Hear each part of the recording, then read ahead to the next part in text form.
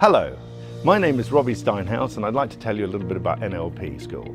I'm going to cover it going through 5 topics. Firstly is professional, skill-based, customer and user, psychological and greatest hits. Let me explain. The training is professional, so includes continual professional development points from the ICF, International Coaching Federation, as well as the UK CPD. The other point that I feel is extremely important is that it's ethical, and when I say ethical, we adhere to the ethical standards and code of conduct of the ICF, the International Coaching Federation. A measure of success for me is how good are you as a participant at the end of the training? Have your skills noticeably improved? And for me to ensure that happens, I have structured the training so not only is it sort of fun and diverse, but it actually gives you the opportunity to practice, to ask questions, to have breaks in between different modules so that your skills really do grow, and I see significant improvements in the people who attend the course over the years. I also teach it myself because I think it's important that I guide people through the entire process and don't just sort of dip in and out. So I will also be there covering it. I have been a supplier of coaching. I've done leadership programs, I've done one-to-one coaching with people, sometimes personally, often in organizations. So I have a good sort of experience for many years of working as a coach and sort of consultant in this field. At the same time, I've also been a customer of these services. So I have my own coach who I see regularly.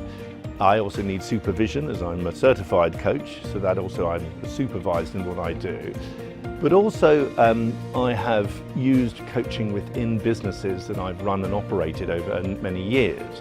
What I've found is by coaching people individually and then offering a sort of coaching team approach, team coaching it's called, this gives the opportunity for people to have a sort of systemic change and really improves the performance of teams and really builds trust and cooperation within organizations. So having had the opportunity to do that as, if you like, a customer where I'm receiving it, I'm part of the team, as well as doing something similar in organizations, means that I have a sort of, I like to say, a kind of an insight on both sides of it, and I hope that creates what I would kind of a virtuous circle.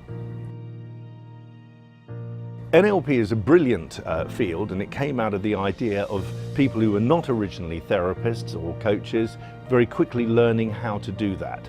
And that's one of the real benefits I've found, that if you study NLP, it gives you the opportunity, if you didn't have a psychological background, I originally had a business background, it gave me the opportunity to find a way into this field, and if you have some talent at it, it's kind of a great opportunity or an open kind of gateway into the whole psychology profession.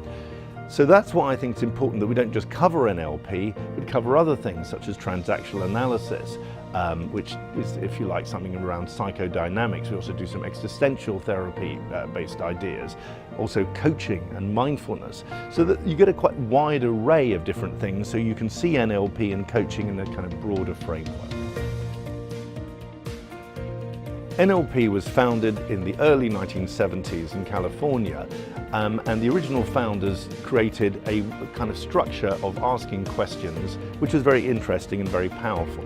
After that, a kind of group of other people in that university joined them and came up with different ideas. So there are a lot of people in the field of NLP who've made significant contributions. I am now on the faculty of NLP University, which was founded by Robert Dilts and also with Judith Delosier. So they created and added many important things to the field of NLP, such as the Disney process, hero's journey, logical levels or leadership pyramid, and also new approaches towards using the body and things like that into kind of a more modern form of NLP.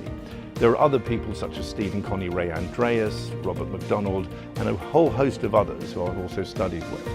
So from my perspective, I think it's important that I have experienced trainings with these people, including John Grinder and Richard Bander and so forth, that I can offer a wide variety of things or a greatest hits rather than a solo album.